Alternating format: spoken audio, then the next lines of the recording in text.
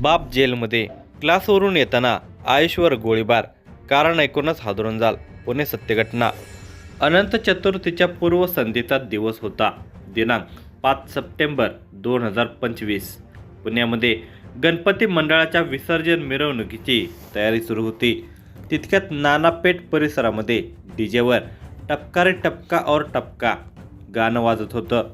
इतक्यात दुचाकीवर आलेल्या दोघांनी पार्किंगमध्ये उभ्या असलेल्या आयुष कोमकर याच्यावर गोळीबार केला. एकापाठोपाठ एक 9 गोळ्या त्यांनी घातल्या. त्यामध्ये आयुषचा जागीच मृत्यू झालेला होता. हल्लेखोर गोळ्या मारताना इथे फक्त बंडू आंदेकर आणि कृष्णा आंदेकर असे ओरडत होते. याचा अर्थ पुन्हा एकदा टोळी युद्ध भडकले की काय? गेल्या वर्षी 1 सप्टेंबरला माजी नगरसेवक वनराज आंदेकर यांची गोळ्या झाडून हत्या केली होती. त्या खून प्रकरणामध्ये त्यांच्या बहिणीसह अन्य लोकांच्यावर गुन्हे दाखल केलेले होते. आणि आता 5 सप्टेंबरला वनराज याचा भाचा आयुषची हत्या करण्यात आली होती. वनराज यांच्या हत्येचा बदला म्हणूनच की काय ही हत्या केल्याची चर्चा आहे. पुणे पोलिसांनी आयुषची आई यांच्या फिर्यादीवरून आंदेकर कुटुंबियातील सदस्य आणि इतर अशा 13 जणांच्यावर गुन्हे दाखल केलेले आहेत. या घटनेचा सविस्तर वृत्तांत पुढे पाहण्याअगोदर जर तुम्ही या चॅनलवर जर नवीन असाल तर प्लीज आपल्या या मराठी चॅनलला नक्की सबस्क्राईब करा. आंदेकर कुटुंबातील प्रमुख बंडू आंदेकर याची पार्श्वभूमी ही गुन्हेगारीची होती. त्याला वनराज आणि संजीवनी अशी 2 अपत्ये होती. संजीवनीचे लग्न जयंत कोमकर याच्याशी झाले होते. जयंत हा गणेश कोमकरचा सक्का भाऊ असून गणेशचा मुलगा म्हणजे आयुष कोमकर. आयुष हा 20 वर्षाचा असून महाविद्यालयामध्ये शिक्षण घेत होता. एका जमिनीच्या वादातून आंदेकर आणि कोमकर या दोन्ही कुटुंबामध्ये वाद निर्माण झालेला होता. त्यानंतर 1 सप्टेंबर 2024 रोजी संजीवनी कोमकरने तिचा सक्का भाऊ वनराज आंदेकरची हत्या केल्याचा आरोप आहे. या प्रकरणामध्ये आयुषचा बाप गणेश कोमकरसह संजीवनी कोमकर, जयंत कोमकर आणि इतरांच्यासह 21 आरोपींना अटक करण्यात आलेली आहे. आयुषचा वनराज आंदेकर हत्या प्रकरणामध्ये कोणताही संबंध नसल्याचे पोलीस तपासातून उघड झाले होते. मात्र वनराज आंदेकरच्या हत्येनंतर संतापलेल्या आंदेकर टोळीच्या सदस्यांनी अंत्यविधीवेळी शस्त्रपूजन करून बदला घेण्याची शपथ घेतली होती.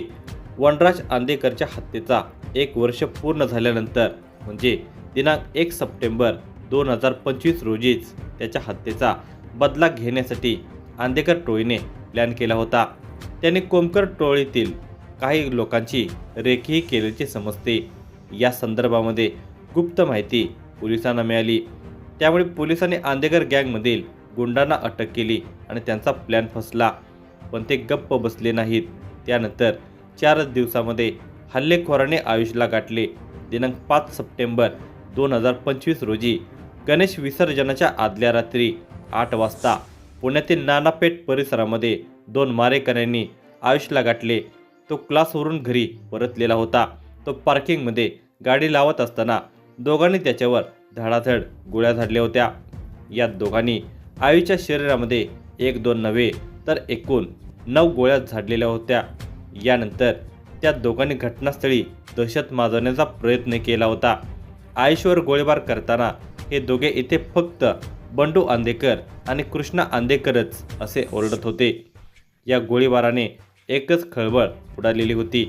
गणेश विसर्जन मिरवणुकीच्या आदल्या रात्री घडलेल्या घटनेने एकच खळबळ उडाली. आयुष हा वनराज आंदेकरचा भाचा आहे आणि आयुषचे वडील वनराजच्या खून प्रकरणामध्ये तुरुंगात आहेत. हे लक्षात येताच पुण्यात गँग वॉरच्या चर्चेला उत आला. पुणे पोलिसांनी आयुषची आई कल्याणी कोमकर यांच्या तक्रारीनंतर गुन्हा दाखल करून घेतला. पोलिसांनी तपासावेळी इमारतीमधील CCTV फुटेज कल्याणी यांनी दाखवले. त्यावेळी आयुषवर गोळ्या झाडणारे दोघेजण यश पाटील आणि अमित पाटोळे असल्याची ओळख पटली होती. दरम्यान पुणे पोलिसांनी आयुष कोमकर हत्या प्रकरणामध्ये संपूर्ण आंदेकर कुटुंबावर गुन्हा दाखल केला आहे. यामध्ये सूर्यकांत उर्फ बंडू आंदेकरसह कृष्णा उर्फ कृष्णराज सूर्यकांत आंदेकर, शिवम उर्फ शुभम उदयकांत आंदेकर, तुषार निलंजय वाडेकर, स्वराज निलंजय वाडेकर, अभिषेक उदयकांत आंदेकर, वृंदावनी निलंजय वाडेकर शिवराज उदयकांत आंदेकर, लक्ष्मी उदयकांत आंदेकर, अमन युसुफ पठाण उर्फ खान, यश सिद्धेश्वर पाटील, अमित प्रकाश पाटोळे, सुजल राहुल मेरगू अशा 13 जणांचा समावेश आहे. गणेश विसर्जनाच्या आदल्या दिवशी आयुषची हत्या झाली. त्यामुळे कायदा सुव्यवस्थेची परिस्थिती लक्षात घेऊन पोलिसांनी आयुषचा मृतदेह 2 दिवस ससून रुग्णालयाच्या शवागारात ठेवण्यात आला होता. तसेच आयुषच्या अंत्यसंस्कारासाठी त्याचे वडील गणेश कोमकरला तुरुंगातून पॅरोलवर सोडण्यात आले होते. नागपूर मध्यवर्ती कारागृहातून पुण्यात दिनांक 8 रोजी आणण्यात आले होते. आंदेकर गँगचा धोका लक्षात घेऊन गणेश कोमकरला कडेकोट पोलीस बंदोबस्तात वैकुंठ स्मशानभूमीमध्ये आणण्यात आले. आयुषच्या अंत्यविधीला तब्बल 125 नातेवाईक उपस्थित होते. या सगळ्याची तपासणी करण्यात आली. गणेशला पोलीस गाडीतून खाली उतरल्यानंतर त्याने आयुषने त्याला जेलमध्ये पाठवलेले ग्रीटिंग कार्ड सगळ्यांना उंचावून दाखवले. आयुषचा मृतदेह पाहताच गणेशने हंबरडा फोडला. आयुषला घरी गोविंदा नावानेही हाक मारायचे. गणेश मुलाचा मृतदेह पाहताच म्हणाला की एक गोविंदा परत ये, झोपलाय तो, पप्पा आलेत, उठायला सांग त्याला. हे काय झालं? चूक नसतानाही माझ्या मुलाला शिक्षा भोगावी लागली. अंत्यविधी आटोपताच पोलिसांनी गणेशला लगेचच परत नेले. दरम्यान पोलिसांनी आयुष कोमकरवर अंत्यसंस्कार झाल्यानंतर आरोपींना 7 दिवसांची पोलीस कोठडी सुनावण्यात आली आहे. अद्याप 5 जणांचा पोलीस शोध घेत आहेत. याशिवाय इतरही बाजूंनी या प्रकरणाचा पोलीस तपास करत आहेत. तपासानंतरच नेमका घटनाक्रम आणि या हत्येमागील कारण उलगडणार आहे. पण या हत्येने पुणे जिल्ह्यात भीतीचे वातावरण निर्माण केले असून हे टोळीयुद्ध शमणार की पेटतच राहणार असा प्रश्नही उपस्थित होत आहे. गुन्हेगारी पार्श्वभूमीतून गेलेले बळी असे मानले जाते की खून का बदला खून अशा सुरू असलेल्या या टोळी युद्धाची मुळे आंदेकर टोळीतील फूट आणि नाना पेठेतील साम्राज्याच्या वर्चस्वापर्यंत पोहोचली असावी. किरकोळ हाणामारीच्या गुन्ह्याने 1976 मध्ये आंदेकर टोळीने मुळे रोवण्यास सुरुवात केली होती. शहरामध्ये इतरही गुंडांच्या टोळ्या होत्या. मटका, जुगार, गावठी दारूचे अड्डे याद्वारे पैसे कमवणे हे त्यांचे उद्योग होते. वर्चस्व प्रस्थापित करण्यासाठी त्यांच्यात चाकू, तलवारी, सायकलच्या चेन व सोडा वॉटरच्या बाटल्यांचा वापर करीत हाणामाऱ्याही होत असत. यामध्ये स्वतःची दहशत निर्माण करत बाळकृष्ण उर्फ बाळू आंदेकरने इतर टोळ्यांचे वर्चस्व मोडीत काढले होते. कुख्यात बाळू आंदेकर व प्रमोद माळवदकर हे दोघेही सुरुवातीला एकत्रच काम करत, पण गुन्हेगारी टोळ्या फार काळ टिकत नाहीत. त्यांच्यात एक ना एक दिवस वर्चस्वाचा वाद उफाळून येतो आणि एकमेकाच्या गळ्यात गळे घालणारे एकमेकाचे वैरी बनतात. येथे तेच झाले.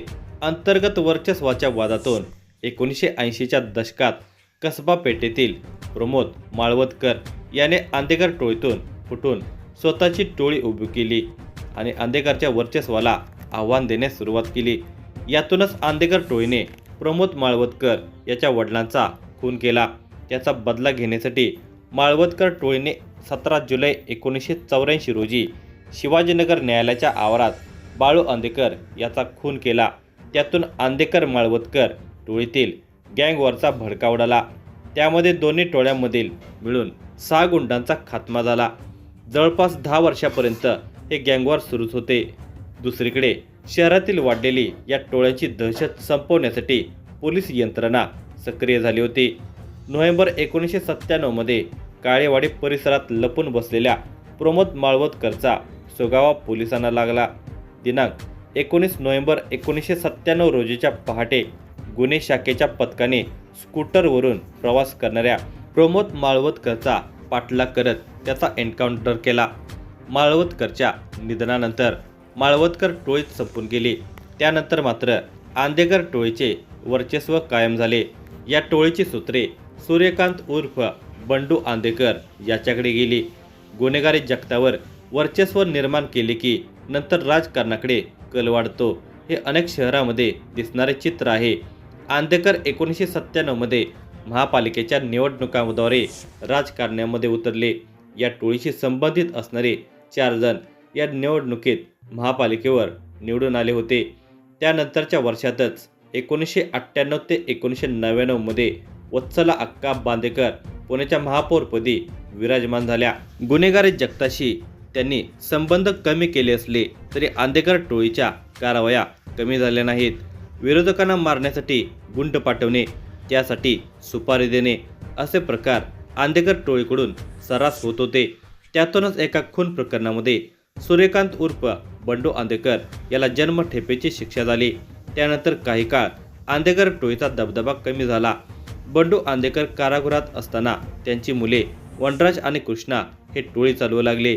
त्यांच्यावर नियंत्रण आणण्यासाठी 2009 मध्ये पोलिसांनी वनराज आणि कृष्णा आंदेकर या दोन्ही भावांना तडीपार केले. जन्मठेपेची शिक्षा भोगून बंडू आंदेकर बाहेर आल्यावर या टोळीचे वर्चस्व पुन्हा वाढू लागले. त्याचवेळी इतर टोळ्याही आपल्या अस्तित्वासाठी झगडत होत्या. त्यामुळे या टोळ्यांचे आंदेकर टोळीशी खटके उडू लागले. त्यातून परस्पर विरोधात खुनाचा प्रयत्न, हाणामारी, खंडणी वसुली असे गुन्हे दाखल होऊ लागले. पोलिसांनी बंडू आंदेकर याच्यावर 3 वेळा मोक्का अंतर्गत कारवाई केली. आंदेकर टोळीवर अनेक गुन्हे दाखल झाले असले तरी त्यांच्या विरुद्ध साक्ष देण्यासाठी नागरिक पुढे येत नसल्यामुळे अनेक खटल्यांच्या मध्ये पुराव्याअभावी त्यांची सुटका होत होती. आंदेकर टोळीने नव्या आलेल्या अनेक गुंडांच्या टोळ्यांशी संघर्ष केला. त्यात अतुल कुडले, सुरेश ठोंबरे आदींचा समावेश आहे. दिनांक 1 सप्टेंबर 2024 रोजी नाणापेठेतील आंदेकर चौकात राष्ट्रवादी काँग्रेसचे माजी नगरसेवक वनराज आंदेकर यांचा गोळ्या घालून खून करण्यात आला. या प्रकरणी वनराजचे वडील बंडू उर्फ सूर्यकांत राणोजी आंदेकर वय वर्ष 68 राहणार नानापेठ यांनी समर्थ पोलीस ठाण्यात तक्रार दिली. त्यानुसार संजीवनी जयंत कोमकर, जयंत लक्ष्मण कोमकर भाचा, प्रकाश जयंत कोमकर, गणेश लक्ष्मण कोमकर कुख्यात गुन्हेगार, सोमा उर्फ सोमनाथ सयाजी गायकवाड, अनिकेत दूधभाते, तुषार उर्फ आबा कदम, सागर पवार, पवन करताल, सॅम उर्फ समीर काळे, आकाश म्हस्के, संगम वाघमारे यांच्यासह जवळपास 21 जणांना अटक करण्यात आलेली आहे. वनराज हे बंडू आंदेकर यांचे पुत्र होते, तर संजीवनी ही मुलगी आहे. तिचे जयंत कोमकर सोबत लग्न झाले असून गणेश कोमकर याचे आंदेकरच्या परिवारातील मुलीशी लग्न झालेले आहे. हे दोघेही त्यांचे जावई आहेत. वनराजचे सख्खे मेहुणे आहेत, तर प्रकाश हा सक्का भाचा आहे. त्यांच्यामध्ये मागील काही महिन्यापासून काही विषयावरून वाद सुरू होते. संजीवनी यांच्या दुकानावर अतिक्रमण कारवाई झालेली होती. ही कारवाई माजी नगरसेवक वनराज यांच्या सांगण्यावरून महापालिकेच्या अधिकाऱ्यांनी केल्याचा संशय संजीवनी जयंत यांना होता. त्याचा राग वनराजच्या खुनामागे असल्याचे फिर्यादीत नमूद केले होते. त्यानंतर 1 वर्षांनी दिनांक 5 सप्टेंबर 2025 रोजी आयुष कोमकर याची हत्या करण्यात आली. हा खून वनराजच्या खुनाचा बदला म्हणून घेतल्याचा आणि हा प्लॅन बंडू आंदेकर यांनीच रचल्याची तक्रार संजीवनी कोमकर यांनी दिली आहे. या प्रकरणामध्ये पोलिसांनी 13 जणांच्यावर गुन्हा दाखल केला असून धरपकड सुरू केली आहे. आता पुढे काय होणार याकडे सर्वांच्या भीतियुक्त नजरा लागून राहिलेल्या आहेत.